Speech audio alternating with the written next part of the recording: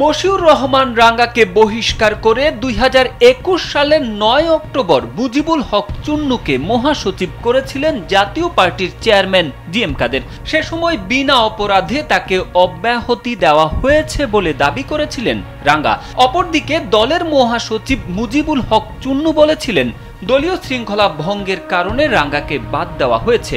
সেই ঘটনার 4 বছর পূর্ণ হতে না হতেই এবার মুজিবুল হক চুন্নুকে বাদ দিয়ে ব্যারিস্টার শামীম হায়দার পাটোয়ারীকে জাতীয় পার্টির মহাসচিব পদে বসিয়েছেন জিএম কাদের। সোমবার জাতীয় পার্টির চেয়ারম্যানের প্রেস সেক্রেটারি খন্দকার দেলোয়ার জালালি বিষয়টি নিশ্চিত করেছেন। শামীম পাটোয়ারী জাতীয় পার্টির প্রেসিডিয়াম সদস্য ও অতিরিক্ত মহাসচিব পদে দায়িত্ব পালন করে আসছিলেন। তিনি জাতীয় পার্টির প্রয়াত চেয়ারম্যান হুসেন মোহাম্মদ এরশাদের উপদেষ্টা ছিলেন। এছাড়া 2018 সালের একাদশ জাতীয় সংসদ নির্বাচনে জাতীয় পার্টির লাঙ্গল প্রতীক নিয়ে নির্বাচন করে এমপি হিসেবে নির্বাচিত হয়েছিলেন।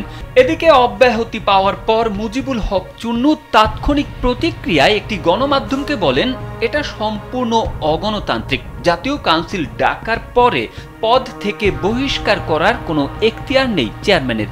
এটা অগঠনতান্ত্রিক, বেআইনি। তার সিদ্ধান্ত মানি না, তার এখতিয়ার নেই। এর তীব্র প্রতিবাদ জানাই।